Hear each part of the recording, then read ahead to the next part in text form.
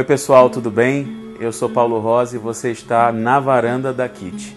Informação de qualidade tem história. Aqui é um espaço aberto de democracia, de refinamento da troca democrática. Não seria diferente em mais um episódio. Hoje nós receberemos o subsecretário municipal de integração econômica da capital fluminense, o geógrafo Henrique Silveira. Henrique é também cofundador da Casa Fluminense, uma importante organização da sociedade civil para a síntese de políticas públicas e aceleração de programas. Henrique vai dialogar conosco sobre diferentes visões que ele tem da metrópole e do estado do Rio de Janeiro. Você é nosso convidado especial.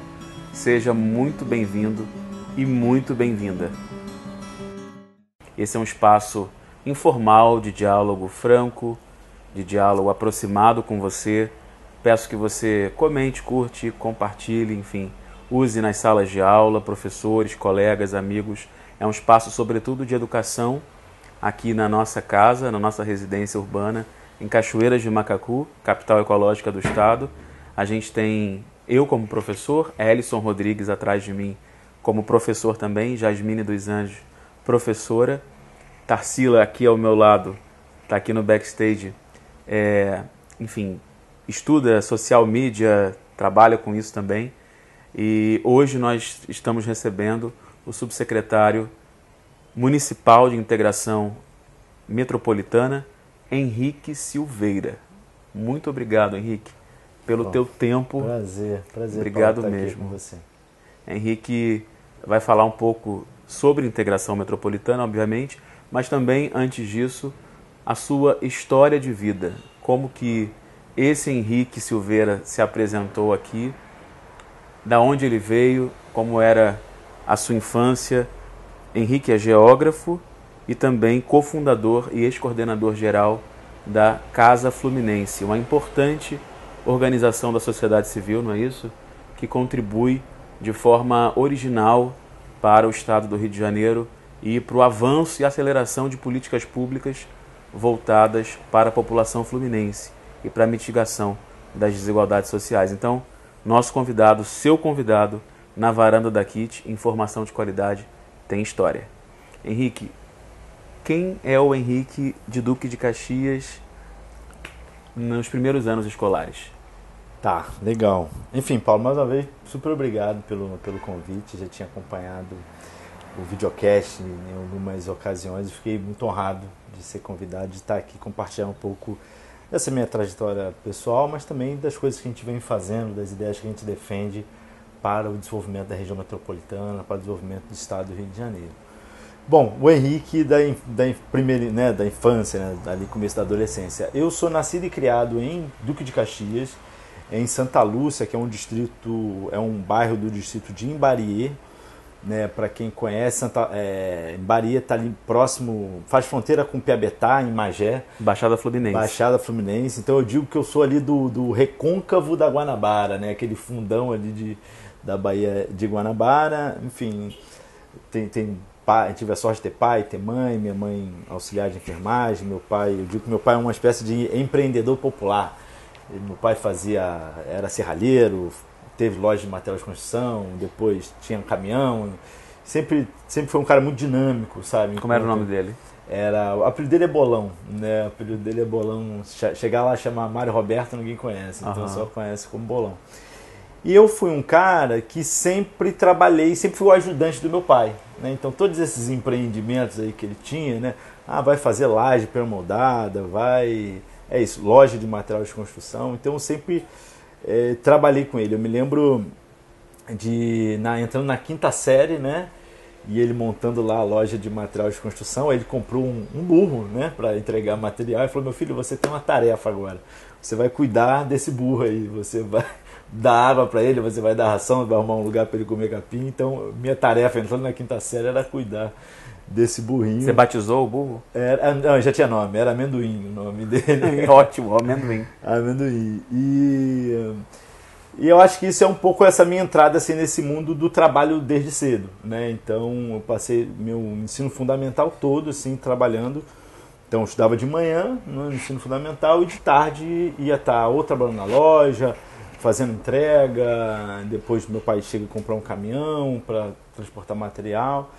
Então, sempre tinha uma obra lá fazendo, sabe? Fazia obra, casa para alugar, então sempre trabalhei bastante. E aí, eu acho que tem um fato importante, é quando eu me dou conta de que, cara, se a vida continuar do jeito que tá, o meu futuro vai ser esse. Então, eu tive uma espécie de revelação, se eu fosse usar uma expressão hoje. Caiu a ficha.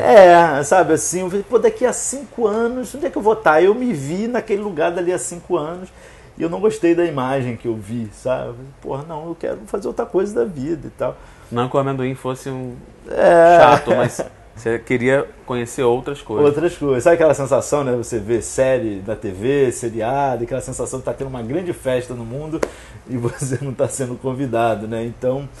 Então foi meio intuitivo um desejo meu de estudar, cara, eu preciso estudar e tal. Então, saindo do ensino fundamental, eu cheguei a estudar depois num CIEP, numa área de comunidade lá em Bariê.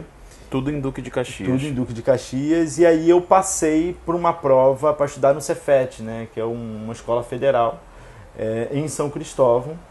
E passar para o Cefet foi um estudo bem sozinho, assim, intuitivo, de pegar os livros, começar a estudar e tal. Na sobrevivência do estudo. Eu estou te imaginando numa escrivaninha ali. Na verdade, em cima do balcão, né? Olha em cima só. do balcão ali da loja de material de construção, né? Eu estudava, sofri uma espécie de bullying também, né? Porque o ambiente de uma loja de material de construção é um ambiente muito masculino, muito... Enfim, acelerado. Você tá cheio de pedreiro, cheio de encanador, cheio de servente, cheio de trabalhadores, né? Braçais, vamos chamar assim. Então você está num ambiente com leitura, não fazia muito, não ornava tão bem com aquele ambiente. Mas eu imagino. Eu era um cara insistente e comecei a ler tudo que batia na minha mão e tal. Eu lia muito Paulo Coelho. Eu me lembro de uma coleção que tinha no jornal o Globo, que você comprava o jornal e ganhava um livro, né? Aí eu guardando os selos. Exatamente. Então, Série Vagalume, eu li pra caramba aqueles livros da Série Vagalume. Qual do Paulo Coelho mais te instigou? O Alquimista. O Alquimista, sem dúvida. O Alquimista me abriu minha imaginação, assim, para sonhar outras coisas, né? Caramba. E o livro é exatamente um sonho, né? Que faz ele se mover. Sim, né? sim. Tem um até do James Hetfield, que é A Profecia Celestina, que dizem também que é muito interessante. E é semelhante ao Alquimista, é um enredo semelhante. E também é um livro excelente, que inclusive me ajudou na época também de faculdade. Porque é isso que o Henrique está falando, a gente precisa de um escape.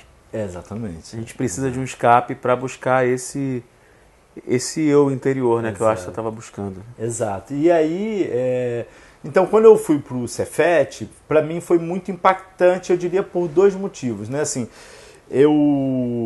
o Cefet é em São Cristóvão, né? Então eu saía de Bariê, eu pegava o trem lá em Bariê, para quem não conhece, né? É um trem a diesel, é uma locomotiva muito antiga. Não é esse trem elétrico da Supervia, é uma locomotiva muito antiga. É uma locomotiva metálica, me permita. É a diesel. Essa, só vocês terem uma noção, essa locomotiva, o modelo dela parou de ser fabricado em 1959. Ou seja, na melhor das hipóteses, se a locomotiva que está lá for a última da geração, ela é de 59. Então, nós temos 2023, é essa locomotiva que ainda circula lá. Então, carrega milhares de vidas. Exato. Então, eu pegava esse trem, ia até Saracuruna, e de Saracuruna pegava o trem, que é esse trem normal, o trem elétrico. Para Central. Para Central e soltava em São Cristóvão. E o Cefet, para mim, ele foi muito importante para encurtar a história por 2 motivos. Primeiro, eu cheguei num ambiente que eu tinha clareza de que ali era uma educação de qualidade e é como se eu tivesse acessado uma chave. Falei, cara, eu tenho a chave agora da educação que vai me permitir mobilidade social. Assim, no primeiro dia de aula eu tinha clareza. Eu falei, cara, eu tenho a chave. Sabe videogame que você tem a chave? Depende de mim agora o que eu vou fazer com essa chave, se eu vou usar ela corretamente ou não. E um outro ponto muito marcante para mim foi a compreensão da metrópole. Eu acho que a minha primeira experiência metropolitana é essa. Utilizando a mobilidade urbana, né? Cruzar a cidade, quer dizer, o meu município de Caxias, entrar na zona norte do Rio de Janeiro, né, que vem Caxias, Vigário Geral, Lucas, Cordovil, Brad Pina, Penha, Bom Sucesso, Então, todo dia esse deslocamento. E aí eu acho que também foi estudando no Cefet. E quando eu chegava no Cefet, tinha gente de vários lugares da região metropolitana também. Então tinha gente de Niterói, de São Gonçalo, de Botafogo, de Campo Grande, de São João, de Nova Iguaçu. Então, trocava figurinha, né? Então aquela sensação de compreender o tamanho da cidade. Sabe? Caramba. Porque quando você mora num bairro, estuda perto, o teu bairro é a tua aldeia, né? O teu mundo, né? Então, exatamente. O fato de eu ter me deslocado, eu percebi o tamanho da cidade e eu percebi o quanto o lugar que eu morava era um lugar precário. Que foi também a nível, comparando com os demais colegas, você, pô, caramba, esse meu trem aqui... Além das séries de TV que você começou a assistir, começou a cair sua ficha, você começou com o Cefet a comparar suas geografias. Exatamente. E aí, como a geografia foi entrando nesse pré-adolescente, adolescente... Ela entra... Eu queria ser, que é um sonho também de muitos garotos pobres de periferia, queria ser militar, né? Militar resolve a vida, né? Você passa no concurso, você tem estabilidade, um bom salário, você tem uma respeitabilidade, resolve a vida. Então eu queria ser oficial do Corpo de Bombeiros. Eu entrei para o Cefet para ter estudo e fazer essa prova. Ao longo do tempo, eu fui me pegando mais por questões sociais e ambientais. E essa inquietação de compreender a cidade, de compreender por que onde eu moro é esse trem tão ruim e estão investindo no metrô para Barra. Sabe? Eu acho que, no fundo, essas inquietações me impulsionaram a escolher geografia, porque eu queria compreender a cidade, eu queria compreender a dinâmica urbana e, sobretudo, eu queria entender, vem cá, como é que faz para transformar isso? Que alavancas tem que apertar para... Porque somos os últimos. Porque somos os últimos, exatamente. Porque somos os últimos, né? O último ramal. Então, Paulo, a geografia veio para mim dessa inquietação de querer compreender a cidade, querer compreender a desigualdade. Então, eu quando termino o Cefet, eu fiz pré-vestibular comunitário, então eu passei por essa experiência. Legal. Passei para a faculdade de Geografia. Aí eu escolhi a faculdade de Geografia em Caxias. Já não me interessava fazer faculdade de Geografia na UF, no Fundão ou no Maracanã. Eu queria fazer em Caxias, porque eu queria viver mais a minha cidade, entendeu? O seu território ali, né? O Cefet já tinha dado conta dessa coisa de viver a cidade do Rio de Janeiro. Legal. Eu falei, não, agora eu quero viver, eu não quero que seja só um lugar de passagem. Eu quero conhecer o entorno. Né, e nesse gancho de analogia, Henrique, você avalia que as periferias dos interiores rurais fluminenses são muito distintas das periferias e das vicissitudes que as pessoas passam, dos problemas que as pessoas passam nas periferias urbanas, como Duque de Caxias? Eu acho que tem pontos em comuns e eu acho que tem diferenças, né? Eu acho que muitas vezes a própria questão do nível de conurbação, né, de adensamento populacional, eu acho que muitas vezes a periferia metropolitana, às vezes ela está exposta a um tipo de violência, também às vezes mais aguda. Exacerbada. Exatamente, do que algumas áreas mais de outras regiões do estado, mais interioranas, se a gente pode dizer assim. Mas eu acho que tem pontos em comum, que é um pouco esse sentimento de pouca oportunidade, né? De baixa oportunidade. Eu acho que esse é um sentimento talvez comum de um jovem de uma periferia rural e de um jovem de uma periferia urbana. Exatamente. Eu lhe pergunto isso porque nós estamos em Cachoeiras de Macacu, né? E não só em Cachoeiras, mas em outras cidades adjacentes, eu percebo como professor, né? Não é à toa que a gente está aqui, lembrando, você está na varanda da KIT, informação de qualidade tem história, uma pauta escrita à mão, propositalmente, à mão mesmo. Isso exercita nosso cérebro, nosso pensamento crítico. Te pergunto porque me pergunto como que a juventude fluminense, nesses territórios mais distantes da capital, se sente quando se olha no espelho e fala, peraí, emprego, renda, oportunidades, é um gargalo, né? É um gargalo até hoje. Não é isso? Sim, e eu acho que junta várias coisas aí quando a gente pensa nesses desafios contemporâneos que a gente tem, porque de um lado você tem de maneira generalizada e difundida um certo ideal de consumo, um certo ideal de padrão de vida de sucesso. Sim. ter um carro, ter uma renda X, sim, ter viagens, total, ter certos bens materiais. Isso é um pouco projetado como ideário de sucesso. Então, ter o tênis da moda e tal. Então, o jovem fica um pouco exposto a esse desejo, o tempo todo estimulado a ter essas coisas. Só que materialmente você não... Como é que você acessa isso? Então, o que está globalizado é a propaganda, né? A propaganda está globalizada. Agora, a capacidade de acessar e consumir essas coisas estão difíceis. Então, acho que isso é uma questão, né? O que a gente está desejando enquanto sociedade, ideário de sucesso. Acho que, Paulo, a gente enfrenta hoje, de fato, um momento, de maneira mais ampla, né? De transição tecnológica. Né? A gente está entrando nessa coisa da era do conhecimento, de mais automação.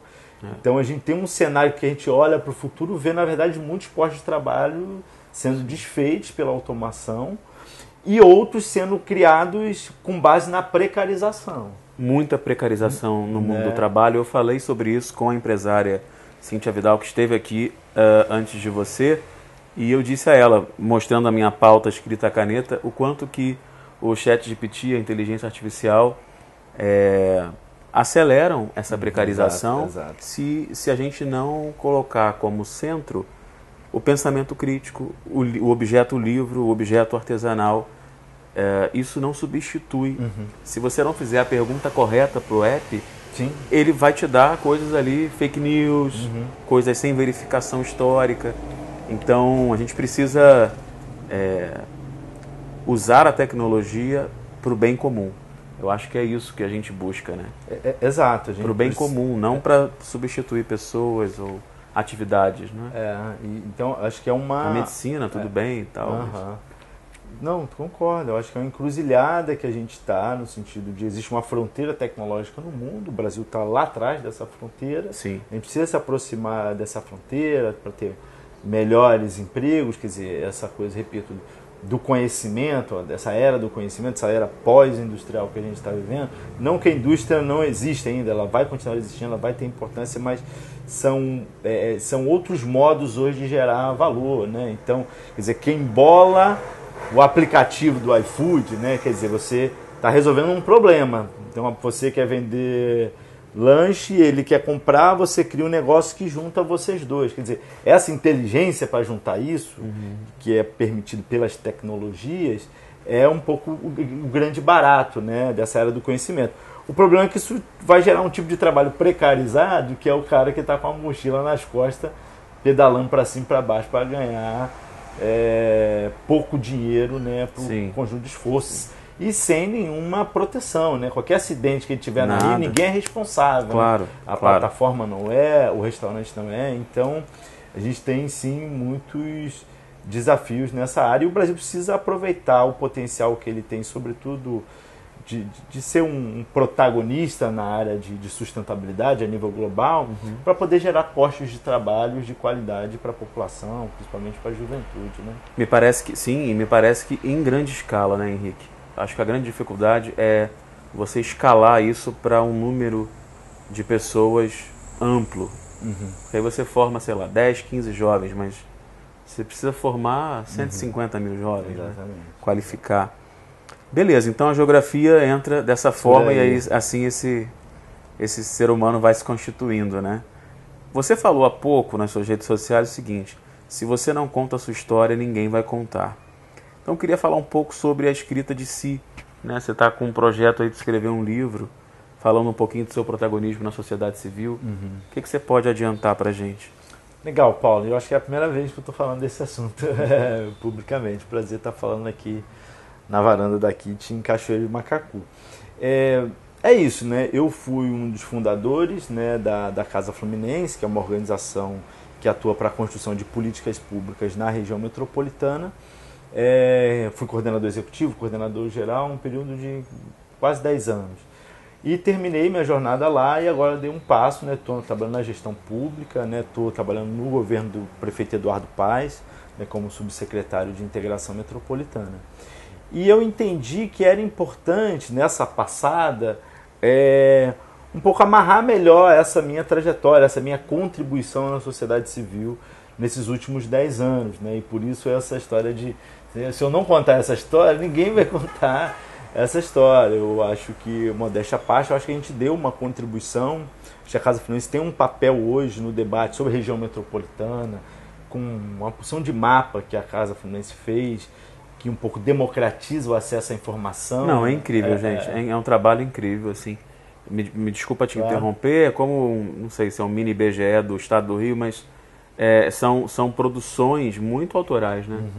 Muito originais, assim, que democratizam o acesso. E é isso, né? A gente trabalha, a Casa Fluminense trabalha com dados que são dados, a maioria, de fonte pública. Então, por exemplo, o mapa da desigualdade que existe hoje lá tem 40 indicadores. Então, são de várias bases de dados. Então, tem base de dados do IBGE, tem do ICMS Verde, tem Ministério da Educação, Ministério de Assistência Social, né? Então, você tem uma série de informações públicas que no dia a dia é tão difícil de acessar. Um cidadão, como é que acessa o número de pessoas que fez a prova do Enem na região metropolitana? Onde é que está essa informação? Pois é, informações, sei lá, sobre Mesquita, Itaboraí. Exato. Então a Casa Fluminense é orçamento público, né? Então ela pega essas informações dessas várias bases e compila isso numa publicação assim visualmente bonita, eu diria, né? Que coloca o mapa da região metropolitana. Eu acho importante, eu sou geógrafo, então eu sou suspeito, né? Mas eu acho que o mapa dá uma noção para as pessoas do que é, que município é vizinho de quem, né? Dessas relações, e vai vendo as desigualdades entre esses municípios. E ao visualizar essas desigualdades, o que a gente tem que se perguntar é que políticas públicas precisam ser feitas para reduzir essas desigualdades ou, em outras palavras, gerar oportunidades nas áreas mais carentes, mais empobrecidas. Eu acho que o mapa busca apontar nessa direção. Então, amarrando a tua pergunta, então eu acho que esse é um exemplo de um projeto que a gente fez na Casa Fluminense. Existem alguns. Eu, durante a Casa Fluminense, eu escrevia com regularidade artigo, né? Você publica no Dia, no Globo, outros portais. E no fundo esses artigos, Paulo, eram uma espécie de no front, né? Você na linha de frente de uma organização, defendendo propostas junto ao governo e no debate público. Então esse livro, primeiro, ele é uma compilação desse conjunto de artigos que eu escrevi nos últimos 10 anos, de 2013 para cá. Legal. Né? Então uma parte, 70% do livro é isso. E a outra parte, aí foi até sugestão dos editores, falou: Henrique, beleza, essas ideias são boas, mas é importante contar um pouco a sua história. Né? Aqui é só o pensamento, né, o que você escreveu, mas é importante apresentar quem é esse personagem que veio de Imbaria, que foi cotista, que cruzando a cidade de trem se descobriu geógrafo, porque isso localiza de onde é que esses textos estão falando, né? Claro. Eu fui convencido dessa hipótese, dessa proposta, e agora a gente está organizando essa parte que conta, sem ser exaustivo, né, mas um pouco dessa minha trajetória, que é até um pouco do que a gente está aqui. Sim. Você até comentou com um colega, o repórter Edmilson Ávila, no podcast dele, né, que a Casa Fluminense produz muitas sínteses, não é isso? Para acelerar, para avançar as políticas públicas. Foi difícil consolidar a credibilidade institucional da Casa Fluminense ou isso foi rápido? Boa pergunta. Eu diria que o grupo fundador da Casa era um grupo de pessoas que já tinham alguma trajetória, seja na sociedade civil, alguns já tinham ocupado função em governos. Então eram pessoas assim, mais maduras, mas ainda com muita jornada pela frente. E que um pouco esse capital político dessas pessoas, eu estou falando aqui do José Marcelo Zac, que foi o idealizador, né? O Zé Marcelo já trabalhou no Ministério da Justiça, foi um dos criadores daquele site Overmundo, né? Nos anos 2000. Overmundo, claro. Ele trabalhava junto ali com o Hermano Viana. Hermano Viana, Regina Casé também. Exato, ele trabalhou ali junto com a equipe. Canal Futura, o povo do Futura. Olha aí, você vem de lá também. Então, Pedro Stosenberg, que foi um dirigente ali da sociedade civil, trabalhou no Viva Rio, no ISER, enfim, tem várias outras pessoas aqui. Marisa Vassimon. Vassimon. Um abraço para ela, inclusive. Nossa querida conselheira lá da Casa Fluminense. Então você tinha um conjunto de pessoas que já tinha rede na sociedade civil, mas também estava muito preocupado em como é que envolve novos personagens nessa história. Perfeito. Talvez eu seja um pouco, tivesse nessa conta também, assim, né? Porque eu me envolvo na Casa Fluminense, porque o Zé Marcelo, ele foi meu chefe, a gente trabalhou junto na UPP Social. Eu trabalhei na UPP Social em 2011 e 2012. Ele foi meu... Desculpa, esse é mais um tabu que a gente precisa quebrar aqui, né? De que não houve incremento social na UPP. Houve sim, não houve, Henrique? Houve, diria que houve menos do que poderia ter, Sim, mas houve. E eu sim, enfim, esse tema da UPP, para mim é um tema sempre muito frustrante. Eu coordenei a implantação da UPP Social do Complexo do Alemão. O Complexo do Alemão tinha 4 bases de polícia, 4 capitães, né, distribuídos, e tinha uma equipe da UPP Social que cobria esse território. E com todas as contradições que esse programa teve e não conseguiu superar suas contradições, sim, e acabou falhando, mas acho que tinha coisas importantes ali. Eu acho que a mensagem principal de que a gente tem que ter uma estratégia que evita o confronto, porque o confronto não resolve o problema, só gera trauma, não resolve. Eu acho que era uma boa meta, sabe? Assim, reduzir letalidade policial. A gente tá vendo aí, Renê Silva? Renê, grande companheiro também. Com certeza. Então, eu acho que essa é uma questão que era importante resgatar. Essa premissa de que não pode entrar só atirando, né? Não pode entrar atirando, tem que ter uma outra abordagem de atuação do Estado nesse território. Eu acho que ela é muito importante. Eu acho que o programa tinha seus méritos, tinha seus problemas, tinha que ter atuado em cima dos problemas para aperfeiçoá-lo, mas o que houve foi meio... Uma descontinuidade. Uma descontinuidade e aí uma frustração muito grande. Frustração é fogo, né, Paulo? Porque quando você cria expectativa, e existia essa expectativa nas comunidades, algo mudou. Algo mudou nas favelas do Rio de Janeiro. A quantidade de projetos sociais que foram evoluindo a partir disso. Uma efervescência mesmo. E infelizmente foi mais uma dessas oportunidades perdidas de virar a chave num certo tipo de política de segurança pública que o Rio de Janeiro deveria ter seguido, aperfeiçoado. Mantido, né? E sair dessa lógica, né, do confronto eterno e que não está levando a gente para nenhum lugar mais seguro, né? Henrique, objetivamente, o que é a Agenda 2030? Tá. Bom, a Agenda 2030, a nível global, é uma agenda feita pela ONU, que tem quase 200 países signatários e que define metas para a gente caminhar na direção do desenvolvimento sustentável, né? A gente reduzir o uso dos combustíveis fósseis, enfrentar a pobreza, problemas de educação básica para todo mundo, enfim, são 17 objetivos, desde o combate à fome, a igualdade de gênero, a ter cidades sustentáveis, a enfrentar as mudanças climáticas, que todos os países têm que dar conta até 2030. Só que qual é um desafio dessa agenda? É territorializar essa discussão, que às vezes é feito muito a nível high level da ONU, mas o que isso significa para a Cachoeira de Macacu? Perfeito. No fundo tem a ver com isso. Perfeito. Onde é que o ODS vai fazer diferença para a Cachoeira de Macacu? Então é esse esforço de territorializar a meta. E quando a gente territorializa, acontece uma coisa interessante, que no fundo a gente está dando novos nomes para lutas muito antigas, né? A luta pela reforma urbana, por exemplo, ela é pré-golpe de 64 aqui no nosso país. Você já tinha uma série de urbanistas, militantes da causa urbana, lutando, né, por democratizar acesso à terra urbana no nosso país. Então, inclusive, Milton Santos é uma inspiração para você. Total, muito, até hoje. Então, o que eu quero dizer com isso é... Então, hoje, quando o ODS fala de cidades sustentáveis, a Casa Fluminense, por exemplo, entende que isso não é uma coisa nova. Na verdade, é uma nova roupagem para falar de uma coisa antiga que precisamos ter uma política de habitação nesse país. A gente precisa responder a pergunta, onde é que os pobres vão morar? Perfeito. Entendeu?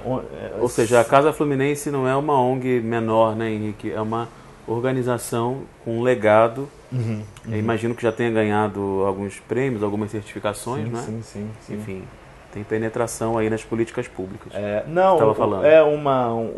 Foi muito emocionante pra gente, foi em 2022, foi ano passado. A gente recebeu a medalha Tiradentes lá na Assembleia Legislativa, né? Foi uma iniciativa do deputado Valdec Carneiro, que era até o presidente da comissão da região metropolitana, então era um deputado que a gente interagia muito nessas pautas. E a gente teve a felicidade de ser homenageado com essa medalha, que é isso. Pai da Laura, deputada, né? Hã? Pai da Laura Carneiro. Não. Valdec Carneiro é um deputado, ele é professor, ele é de Niterói, professor universitário, é um militante da área da educação. E então eu diria que esse reconhecimento é aquilo que eu falei, né, até antes da nossa entrevista. Ele é, ao mesmo tempo, a celebração de algo que foi feito, um reconhecimento, mas ele aumenta a responsabilidade do para frente, né, te dá mais força, porque agora você, né, foi homenageado, você tem ali a medalha Tiradentes, aumenta a tua responsabilidade para lidar com a coisa pública, com as políticas públicas, então... Sem dúvida. É muito bacana disso. E a casa tem, né, trouxe aqui de presente para você, né, essa agenda, que é isso, é um conjunto de propostas, e eu queria sublinhar isso na Casa Fluminense, ela busca sempre estudar o que já foi feito e valorizar esse conhecimento que já foi feito. Quem veio antes, né? Exatamente. Também. Se eu for falar de segurança pública no Rio de Janeiro, eu tenho que me referenciar no que a Rede da Maré fez, no que o Observatório de Favelas fez, no que o SESEC já fez, no que o ISER já fez. Claro. E me relacionar com essas organizações, porque o papel da casa é ser um pouco hub de organizações. Sim, e de observatórios também. Né? Exatamente. É muito importante que os municípios construam observatórios, não é isso? Exato. A gente ter uma sociedade civil ativa, uma cidadania ativa que quer saber como é que a gestão pública está andando, como é que está sendo gasto o dinheiro público, onde é que está a prioridade está certa? Porque uma coisa é a prioridade está certa, outra coisa também vem cá, mas esse dinheiro está sendo executado de maneira transparente, está fazendo diferença na vida das pessoas. Então a gente acredita muito, e eu acho que essa foi uma contribuição da casa, de fomentar mais grupos de ativistas, de cidadãos, de diálogo, que às vezes estão preocupados com a questão pública, mas não sabem muito bem como fazer. O que eu faço? É tão complexo, né? Então, acho que a casa acaba compartilhando um repertório de conhecimento e de network entre eles, para que a gente tenha um processo de tessitura de uma rede cidadã que possa estar aí cobrando políticas públicas e, principalmente, nessa escala metropolitana, né, do Rio se perceber como uma metrópole de 12 milhões de habitantes, com muitas desigualdades, e que a gente precisa de investimento público prioritário nas áreas com maior pobreza, maior déficit de infraestrutura. É lá que precisa estar a atenção do poder público. Perfeito. Essa tessitura e esse envolvimento cidadão refina a democracia. É para isso que a gente está aqui, inclusive, criando esse canal na Varanda da KIT de informação gratuita, de qualidade para você. Bom, Henrique, gargalo metropolitano.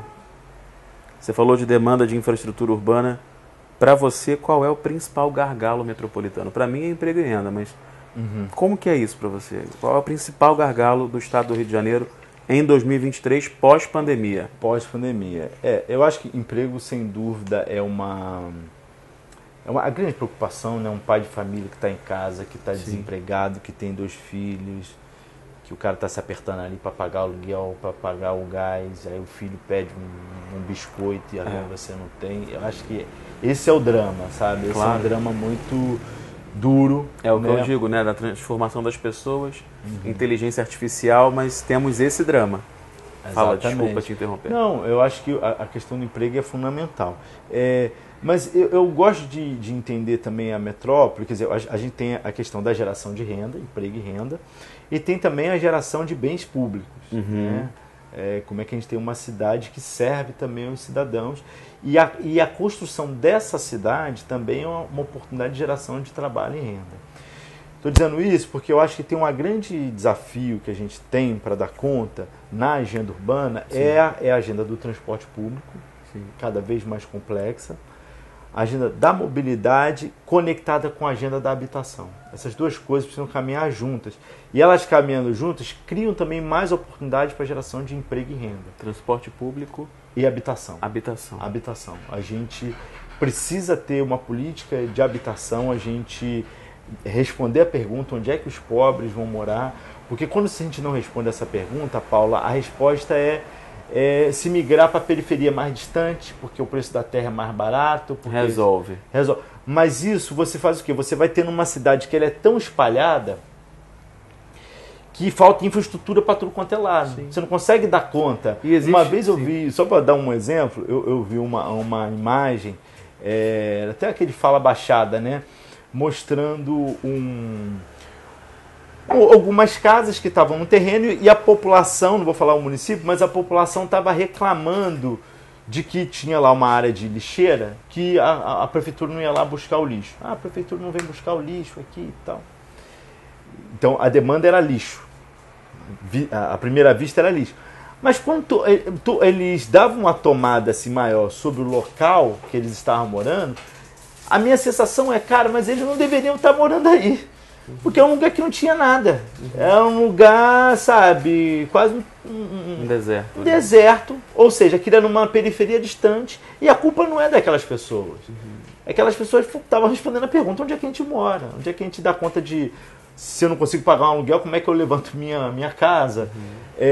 Então, aquilo que é um problema de habitação, quer dizer, no fundo essas pessoas, na minha concepção, deveriam estar morando num programa habitacional e numa área que tem infraestrutura, perto do transporte público, certo? Sim, perto do trem, perto de uma estação de média e alta capacidade. Adensar o entorno dos trens é uma tarefa importante para recuperar, inclusive o sistema de trens. Esse entorno dessas estações de trens geralmente tem comércio, tem serviços, você pode adensar essa geração de emprego e renda na medida que você cria um adensamento da população nessa área que já tem infraestrutura, mas que está sucateada. Porque quando essa pessoa, em vez de morar aqui na área central, vai morar na periferia distante, repito, não é só o lixo, o caminhão do lixo tem que chegar lá. Também não tinha asfalto lá, também não tinha escola, também não tinha uma porção de coisa, certamente não tem internet lá. Sim. Então, olha quanta coisa você tem que levar para lá. É mais fácil essa pessoa morar. E a gente tem, e o IBGE mostrou isso no último censo, a quantidade de imóveis vazios que a gente tem. Então a gente tem uma contradição, a gente tem cidades com muitos espaços vazios, gente sem morar, sem resolver isso, cria uma lógica de expansão da cidade para os mais pobres na periferia, e essa pessoa, imagina, aí o adolescente que nasce e cresce nessa periferia distante de tudo. É diferente se ele nasce e cresce e tem acesso às escolas, aos equipamentos culturais, de serviços das áreas mais centrais, né? Então, acho que para mim, essa combinação de uma resposta para a mobilidade urbana e para a habitação, para mim é a chave, e isso gera emprego e renda na construção civil. Sensacional. Entendeu? Sim. Para que a gente produza, de fato, um outro modelo de cidade, uma cidade que inclua as pessoas. Não uma cidade que está o tempo inteiro empurrando as pessoas para fora dos centros. Exato. Descentralizar é uma urgência, não é? Porque existe um fetiche também com a capital, né? Uma idealização de quem mora em periferias sobre a capital. Isso também é uma coisa importante da gente. Com certeza. É um bom assunto da gente pensar, né? Eu vejo muito isso também nas cidades médias e pequenas. A gente está quase caminhando para o final, mas eu queria, se você pudesse explicar para a gente também, objetivamente, entre algumas justiças, pode escolher uma para dissertar um pouco aqui na varanda da KIT. Justiça climática, racial, econômica e de gênero. Qual para você é a mais candente? Eu particularmente acho que a justiça racial e climática são as que me tocam mais hoje. A questão da justiça racial, porque não dá para falar de uma agenda de igualdade, de reduzir desigualdade no nosso país, sem a gente entender essa nossa herança escravocrata. Perfeito. Né? A gente está falando de um país que foi o último país das Américas a abolir a escravidão. A nossa classe senhorial aqui fez de tudo para atrasar a abolição. Somos uma grande fazenda, né? Pois é, e quando essa população finalmente consegue a liberdade formal, né, o 13 de maio, você não teve outras políticas de reparação. Sim. E não que não existisse proposta na época, né? Sim. O André Rebouças tinha proposta lá na época, né? O André Rebouças, um engenheiro negro da época do Império, de abolição com reforma agrária. Né? Você tem esses negros que, né, população negra que vai sair desse sistema escravocrata, mas precisa ganhar terra. Sim. Precisa ter seu ganho, né? E esse tipo de proposta foi vetada pela essa elite racista que organizou esse país e dirigiu esse país por tanto tempo e de alguma maneira ainda ocupa as casamatas do poder no nosso país. Então, compreender isso e compreender que existe uma dívida social histórica em relação à população negra, ela é fundamental para a gente poder avançar numa agenda da igualdade. E quando a gente está falando dessa dívida, não quer dizer nada tão específico. Existe questão específica de memória, de reparação que a gente precisa falar, mas, por exemplo, uma luta da população negra é a luta pela saúde pública universal. O que eu quero dizer com isso? Quando a população negra luta por dignidade, por acesso a direitos, não é só para ela, é para o conjunto da população. Claro, claro. Né? Você fala, a gente quer uma saúde pública de qualidade, você está dando conta do conjunto da população. Então, eu acho que essa questão de compreender o quanto esse país buscou apagar a memória e a contribuição da população negra, perseguindo essa população de diversas maneiras. Até hoje se persegue populações que praticam religiões, né, professam sua fé em religiões de matriz africana, como o candomblé ou Ubanda, né? Quantos terreiros estão sendo incendiados, atacados em favelas, inclusive com uma associação, às vezes, com tráfico de drogas. Então, no fundo, reproduz uma lógica de perseguição a essa cultura que ela é muito antiga, isso não é coisa nova. Então, eu diria que essa é uma dimensão, e para fechar essa dimensão racial, Paulo, eu acho que a gente também não só consegue entender o padrão de violência urbana que a gente tem no nosso país, que é muito direcionado também, quer dizer, essa violência do Estado para favelas e periferias, é lá que o Estado atua com sua maior força bélica, tem uma premissa racial colocada. Esse espaço de favela, de periferia... Como um briefing. É um espaço de corpos matáveis, entendeu? Se você entrar numa favela do Salgueiro e matar o menino João Pedro dentro de casa de 14 anos, dentro de casa, é justificável nessa sociedade. Então, isso só é justificável porque tem uma matriz racista no nosso país que diz o seguinte: pode ir lá na favela e descer tiro em todo mundo, porque vai matar bandido, porque é para matar bandido.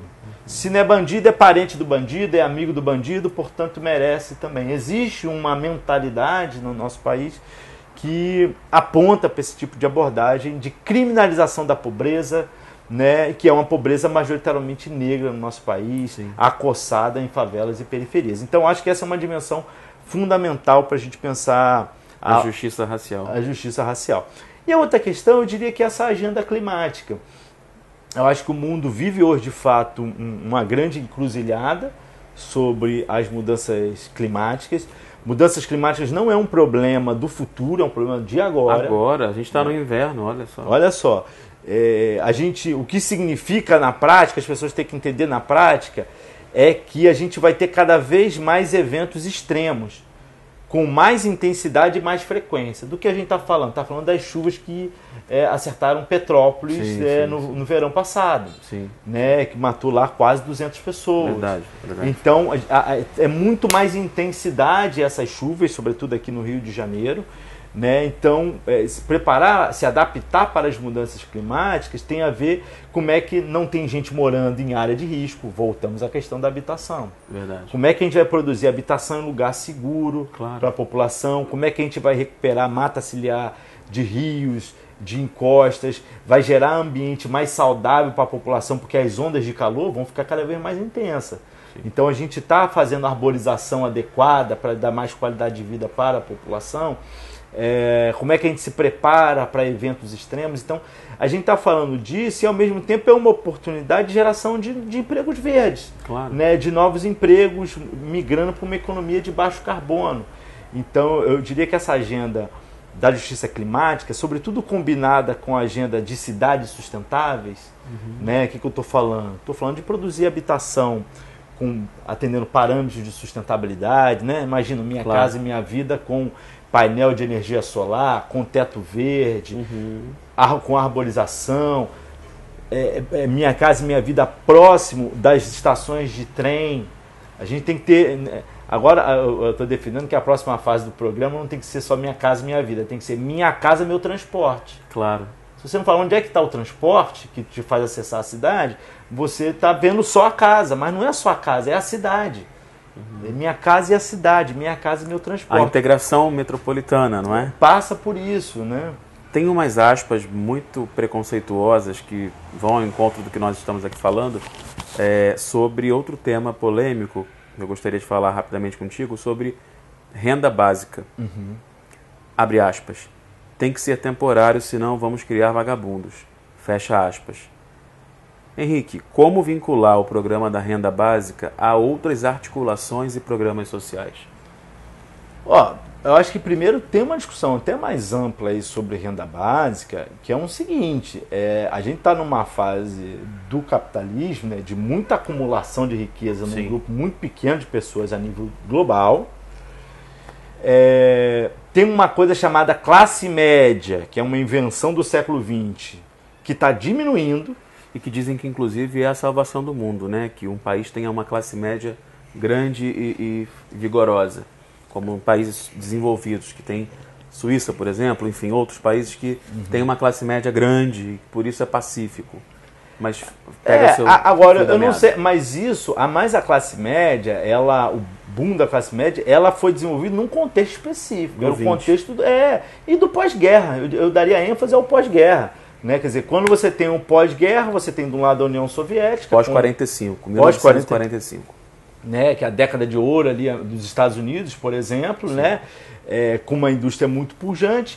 Nesse momento você tem sindicatos, as organizações dos trabalhadores com mais força.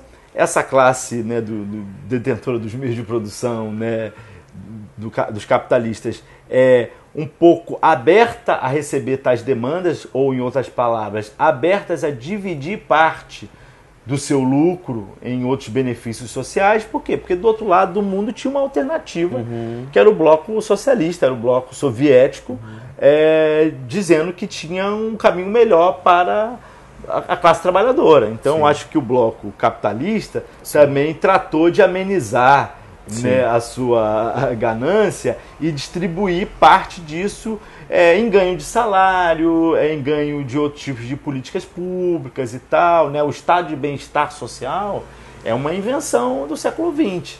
Total. Né? E foi isso que garantiu a construção da classe média. Às vezes a gente fala da classe média como se ela tivesse sempre existido. Verdade. Não é uma construção histórica e que ela pode acabar, né? Ela pode diminuir muito. Então, por isso que a gente diz que a desigualdade está aumentando, é porque tem a ver com o achatamento dessa classe média. Muitos não conseguem. Quantos filhos hoje não conseguem manter o padrão de vida dos pais deles? Tem a ver com isso. Vários. Tem a ver com isso, porque você não consegue. Então, para chegar na questão da renda básica, porque olha só, tem uma discussão, na verdade, hoje no mundo, que a renda básica vai ser algo que, no mundo onde que não vai gerar emprego, vai gerar pouquíssimos postos de trabalho. Você tem uma massa enorme da população que não vai conseguir trabalho. Como é que faz? Como é que reproduz a vida? É barbárie? Ou a sociedade vai produzir um novo pacto onde tem um entendimento de que, olha só, todo mundo vai ter o direito ao mínimo para sobreviver com dignidade. Sim. Né? Sim. Tem que ter bens públicos, repito, transporte. O que seria incrível. O que seria incrível. Agora, é claro, quem está trabalhando, consegue mobilidade social, não vai ser necessário, tá certo? Você tem que dar oportunidades, então tem que vincular. E eu acho que o nosso país, Paulo, sobretudo nos primeiros anos do governo Lula, nos primeiros mandatos, Lula-Dilma, teve muitas políticas públicas exitosas para acabar com a fome, para garantir renda mínima, sabe? Fico pensando naquela política do Programa Nacional de Alimentação Escolar, uma política PNAE, né? PNAE, é uma política excelente, porque você está tanto garantindo a alimentação saudável para as crianças, quanto também garantindo a compra dos alimentos da agricultura familiar. Então você pode fazer políticas que sejam combinadas, né? Ou seja, a mãe recebe o Bolsa Família, mas só recebe se o aluno estiver na escola. Essa é uma contrapartida social importante para quê? Para você dar condições de que essa família consiga romper o ciclo da pobreza. Perfeito. Assim a gente articula, né? Exato. Com a renda básica. Então tem que estar articulado com esse programa de habitação, como esteve em outro momento, mas também tem que estar articulado com o programa de capacitação profissional. Exatamente. Como é que você... vai ter programa de capacitação profissional, como é que a gente foca nas famílias mais pobres, né? Para garantir caminhos para essa mobilidade social. Henrique, Casa Fluminense, Geografia, Baixada Fluminense, você está com um desafio gigante junto com Aquiles Barreto, Exato. Não é isso? E o Eduardo Paes, o prefeito do Rio, com a Secretaria Especial de Integração Metropolitana. Conta para nós aqui da Varanda da KIT, em primeira mão, o que vocês têm feito nessa secretaria? Muito legal. Primeiro, para mim é uma honra estar trabalhando na Prefeitura do Rio de Janeiro, com o prefeito Eduardo Paes e o secretário Aquiles Barreto, uma pessoa de uma sensibilidade, de uma visão política que eu tenho aprendido muito, né, com o Aquiles, e tenho essa felicidade de estar tocando junto com ele a secretaria, né, a partir, né, desse meu lugar de subsecretário. Essa secretaria ela tem muito a ver, eu acho, com uma nova orientação que o prefeito Eduardo Paes está dando nesse terceiro mandato dele, de como é que o Rio de Janeiro, capital, se relaciona mais e melhor com os municípios da região metropolitana e do interior do estado. Eu acho que, historicamente, a capital, o fato de ter sido capital do Brasil, toda essa nossa história de capital do Império, essas coisas todas, estado da Guanabara, olhou pouco para o seu entorno, porque o Rio sempre foi janela, né, para falar a nível nacional, para falar a nível internacional. Então, quando o prefeito Eduardo Paes decide criar essa Secretaria de Integração Metropolitana, ela está sinalizando um Rio de Janeiro que se propõe a ser mais cooperativo, mais solidário com os municípios do entorno. E como é que a gente, e isso tem tudo o mote de integração, né? Como é que a gente promove mais integração intermunicipal, né, da capital com os municípios da região metropolitana e do entorno. E o que basicamente a gente tem feito, né? A gente trabalha muito com a ideia de compartilhamento de boas práticas, né? Então, que políticas públicas a Prefeitura do Rio de Janeiro tem trabalhado, tem implementado, tem gerado bons resultados que podem ser compartilhadas e replicadas para outros municípios. Então, esse mote de compartilhar boas práticas é uma diretriz que a gente tem na nossa secretaria, e aqui o compartilhar não é só do Rio para os demais, mas é também entender dos demais o que de bom cada um está fazendo, para que a gente crie um ambiente também, e o prefeito fala muito disso, de como é que a gente cria agendas positivas para o estado do Rio de Janeiro, né? Acho que o Rio de Janeiro foi epicentro de muitas crises econômicas, políticas, ambientais, né, nos últimos anos, e a gente precisa de uma classe política, de uma sociedade civil dedicadas a construir agenda positiva para o nosso estado, para uma agenda de desenvolvimento. Então, esse compartilhamento de boas práticas tem a ver com isso, valorizar o que de bom cada um está fazendo. E nesse contexto tem uma iniciativa assim, específica, que é o Convênio Transição Rio, que é uma cooperação intermunicipal para promover a transição energética, né? Então, o Rio de Janeiro que puxou essa iniciativa, junto com os municípios de Niterói, Maricá, Mesquita, né, Iguaba Grande e Búzios. Né? Então, são 6 municípios, né, junto com o Rio de Janeiro, que compõem hoje esse convênio, que é o embrião de um consórcio para nascer ali nos próximos anos. Legal, a integração, essa é a palavra, né? Exatamente, para que a gente possa estar mais integrado e compartilhando boas práticas de cada um. E num tema, Paulo, que é um tema de vanguarda, o tema da transição energética, ele é um tema de vanguarda hoje no mundo, né? A gente precisa fazer essa transição para a economia de baixo carbono. A gente, no nosso país, precisamos aproveitar ainda mais esse nosso potencial de gerar energias verdes, energias renováveis, claro. Nosso potencial de gerar energia a partir do sol, do vento, do hidrogênio verde, dos biocombustíveis, né? Então, gerar uma agenda de desenvolvimento econômico, geração de emprego e renda a partir do mote internacional de transição para uma economia de baixo carbono. Então, é um pouco com essa visão geral que a gente tem tocado esse convênio, e de maneira prática existem algumas iniciativas que estão sendo replicadas entre os integrantes, né, desse convênio. Por exemplo, Maricá tem tocado uma agenda forte de hidrogênio verde.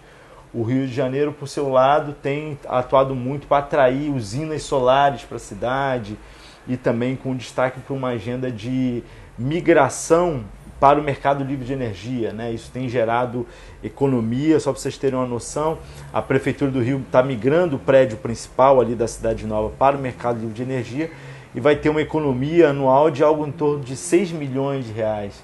Que podem ser realocados para outras pastas, exatamente, como saúde, educação, políticas sociais. Então é uma agenda de eficiência com recurso público, né? Economicidade, poupar recurso público, mas também é uma agenda de eficiência energética, né? Muito em linha, sintonizado com uma tendência global na direção da transição energética. Então, esse é um convênio que está aberto para novas adesões, outros municípios.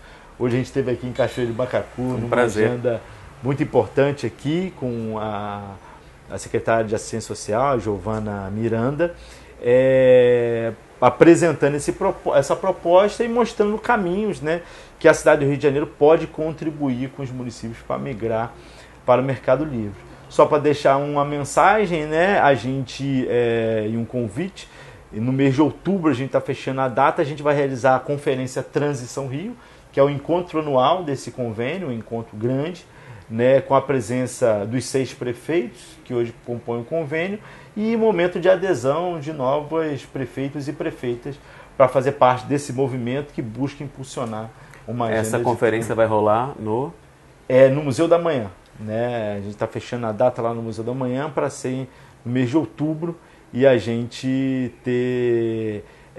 ampliar, né, essa agenda de desenvolvimento a partir das energias renováveis. Muito bom, Henrique. E esse pioneirismo de vocês, né, na verdade, acelera e ajuda ao país a regulamentar a questão do crédito de carbono. Exatamente. É tão importante essa regulamentação nacional. Parabéns pelo trabalho, é muito trabalho, né? Trabalho hercúleo lá tem bastante na Secretaria Municipal de Integração Metropolitana. Muito bom. A gente está caminhando para o final, eu vou fazer um ping-pong rapidinho contigo. Qual conselho que você daria para o jovem fluminense? Cara, eu daria o conselho. É importante estudar, eu acho que é muito importante. É importante ter resiliência, porque as coisas não vêm fácil, né? As coisas, é preciso ter persistência nas coisas. Pega essa visão, hein? Pega a visão. Eu acho que uma coisa que eu daria um conselho para um jovem, eu até dei umas aulas esse dia para vestibular comunitário e falei sobre isso. Cuida assim o máximo também do seu autoconhecimento. É importante que você reflita sobre você nesse mundo, e pense assim, o que eu faço bem, o que eu não gosto de fazer, que amizades não são boas, que estão perto de mim. Saúde mental. Para agora.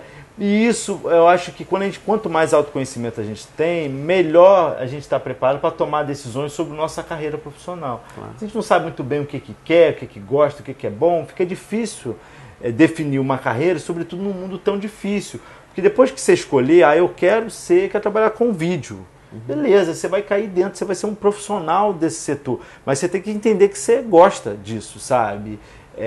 Então, eu acho que autoconhecimento, né, trabalho e resiliência é o que eu tenho aí para dar de conselho para quem é jovem e está fazendo a jornada nesse mundo tão complexo que a gente está vivendo. Está anotado, então. Autoconhecimento, trabalho e resiliência. Boa.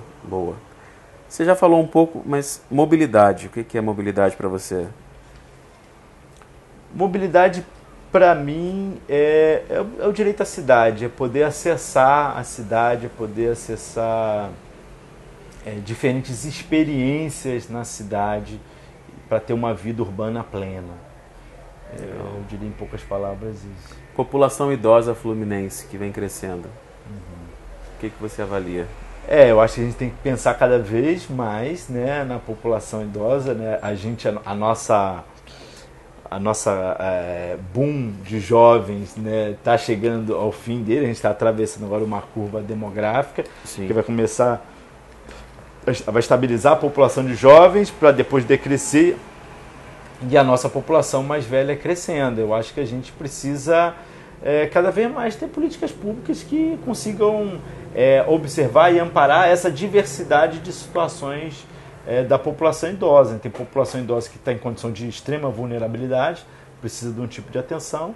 Tem população idosa que às vezes tem até condições materiais, mas falta condições de sociabilidade para essa população. Então, o emocional, né? O emocional. Então, é uma miríade de desafios para essa população e que o poder público, a sociedade, precisa estar cada vez mais atenta para dar a resposta certa na situação. Perfeito, Henrique. E aqui em Cachoeiras de Macacu, quebrando um protocolo, mas é importante destacar, você que ainda não conhece, em Cachoeiras de Macacu, o programa municipal Família Macacu, vá lá na rua Serafim Coelho Gomes, sem número, de 8 às 5 da tarde, procura a Julie Veloso Serpa, enfim, secretária Giovana. É um programa pioneiro no estado do Rio de Janeiro, de acolhimento aos idosos, e a família acolhedora recebe um aporte entre um salário mínimo a 2 salários mínimos. Enfim, lá tem toda a explicação. É um programa incrível de acolhimento e transformação de vidas do idoso acolhido e da família que o recebe também. É importante lembrar da população idosa. Legal, muito importante, que a gente acaba esquecendo, né? Agora, vamos quebrar o protocolo. Você trouxe um objeto do passado que lhe é caro, né? Você pode compartilhar conosco? E um do presente também, que é importante, além do livro que você está lendo. Bom, eu trouxe essa imagem aqui, essa Memória Social de Maria. Essa imagem, essa é minha bisavó, olha, né, por parte de mãe, e ela, quando ela morreu, minha bisavó veio de Alagoas, né? Veio ela, veio a minha avó, a minha mãe nasceu já em Caxias. Mas é isso, morou um tempo aqui em Itaboraí, morou em Madureira. É isso, ele saiu lá da década de 40 de Alagoas e veio. E para onde é que estava indo? Para a capital do Brasil, né? Vamos para a capital. Rio de Janeiro. Rio de Janeiro, para trabalhar em fábrica de açúcar e tal. Aí onde é que mora? Aí não tem onde morar, né? Roda para lá, roda para cá, fui parar na Baixada Fluminense. Eles Dona Esther moraram um tempo. Tinha muitos assentamentos rurais na Baixada nessa época, década de 50, 60. E eu um pouco depois, eu fui resgatar essa história um pouco depois de velho. Inclusive descobri, Paulo, que o meu bisavô fazia parte do sindicato rural dessa região, né? Nesse pré-golpe, tinha alguns sindicatos lutando pela terra, porque a relação da terra que eles tinham era com um grileiro. Aqui tem uma luta de terra muito grande também, Cachoeiras de Macacu. Uma história local forte nisso, mas fala, desculpa. Não, é sobre isso. E aí a gente percebe também como as histórias também se repetem, né? Sim. Parte desse sindicato lutando lá pelo direito à terra, contra esse grileiro que dizia que era o dono da terra, mas não era dono por conta da força bélica, né? Mas enfim, quando veio o golpe de 64, todo e qualquer movimento social foi muito perseguido, sufocado. Eles perderam lá essa posse de terra que eles tinham e se mudaram para o loteamento onde minha família vive até hoje, né? Eles se mudaram para lá em 69.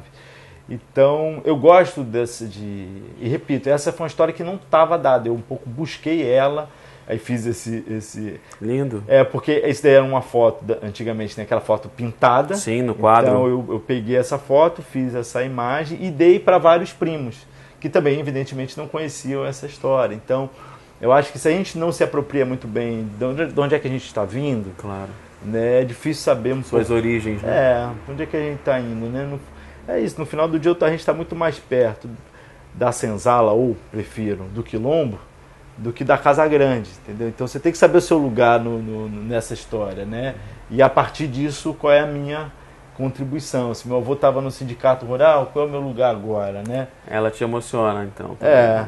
Eu gosto de pensar nela como uma mulher forte, trabalhou em feira até 70 anos, entendeu? Era uma mulher das ervas, né? Então pegava lá as ervas no mato, vendia laranja na Feira da Glória, do Catete, Copacabana. Sim. Fez isso até ser acometida por um derrame. E, então é uma mulher muito forte, que inspirou muito a minha trajetória. Dona Esther presente, então, também. E o de agora, o objeto de agora? Cara, de agora, eu não sou muito dos objetos, mas esse objeto aqui é um objeto importante para mim. É um baralho. Olha só. Hã? Caramba. Olha só. E aí ele é um baralho porque eu faço parte de um programa um programa de fellowship da Fundação Ford. Né? Explica pra gente o que é. Rapidamente. Fellowship.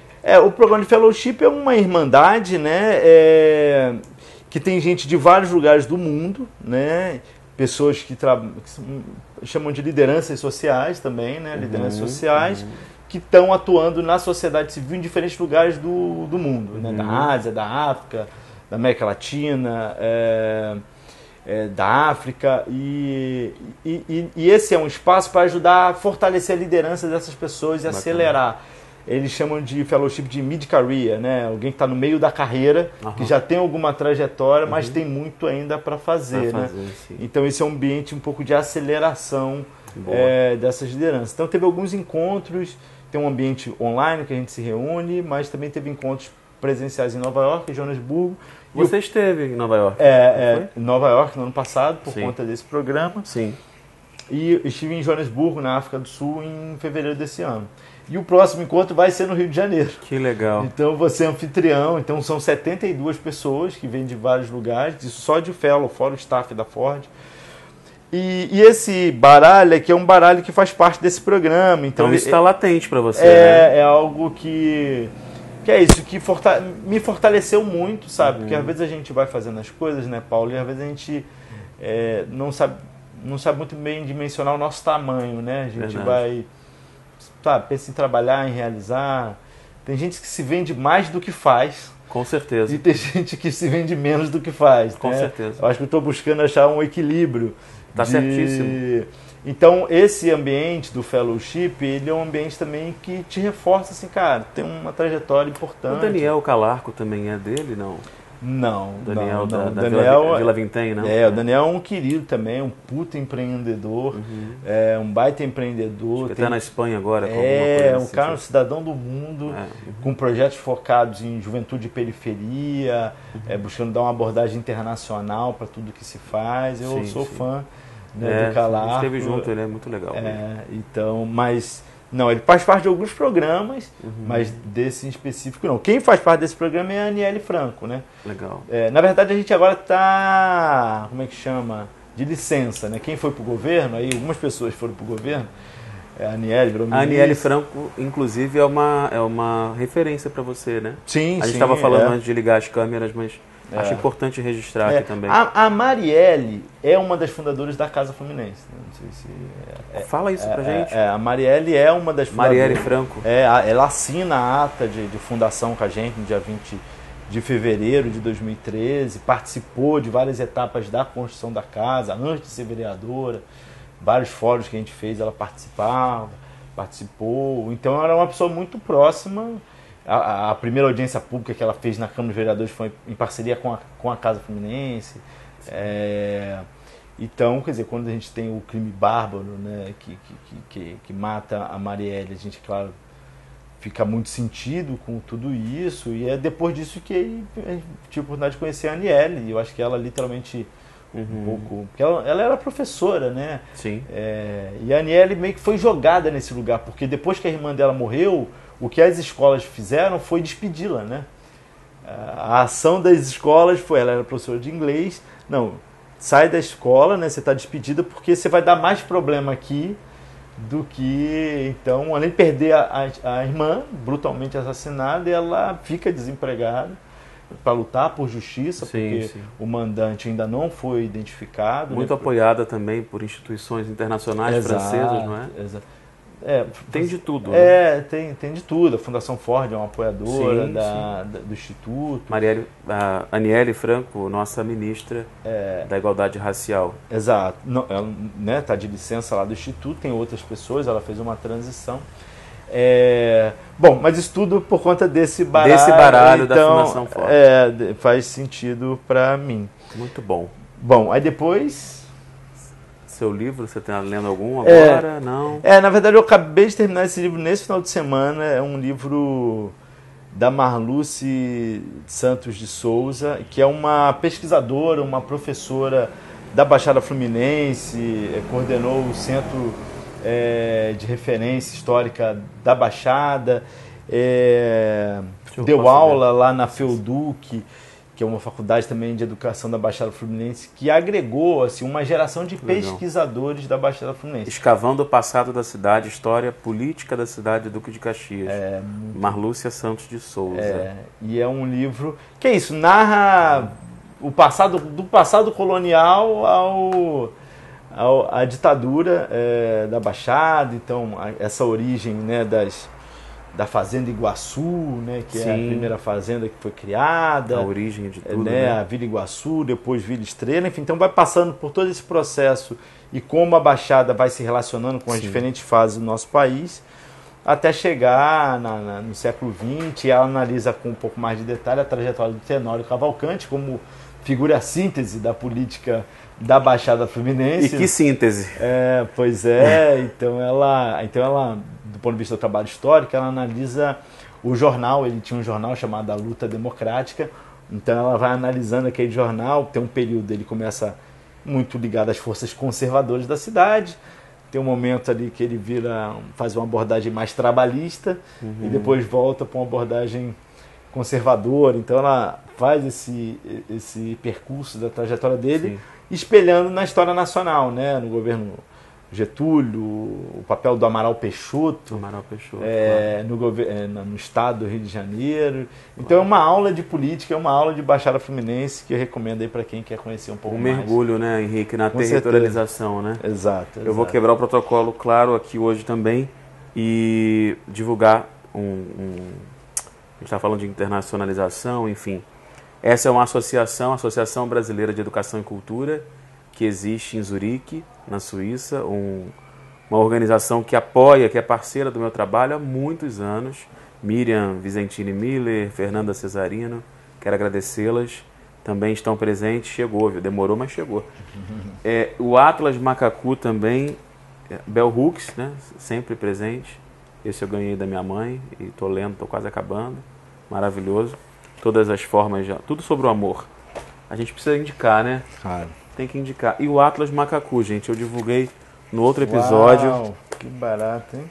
Vai chegar para você, se Deus quiser. Poxa. A gente está chegando para as escolas municipais da Prefeitura Municipal de Cachoeiras de Macacu. Parabenizo ao trabalho da Secretaria Municipal de Educação, enfim, ao prefeito que botou isso para frente, né? E a tantas mãos que montaram esse Atlas, mais de 39 autores. É um grande livro. E Henrique, quero te agradecer mais uma vez. Prazer, cara. Pelo seu tempo, pela sua autenticidade, pela sua espontaneidade.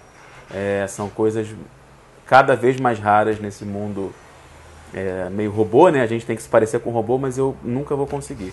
Então você está aqui na sua varanda da KIT, informação de qualidade tem história, hoje com o subsecretário municipal de integração metropolitana da Prefeitura do Rio de Janeiro, capital carioca, capital fluminense, melhor dizendo, e cofundador também da Casa Fluminense, Henrique Silveira. Compartilhe esse episódio, curte e se inscreva no canal. Um grande abraço, muito obrigado.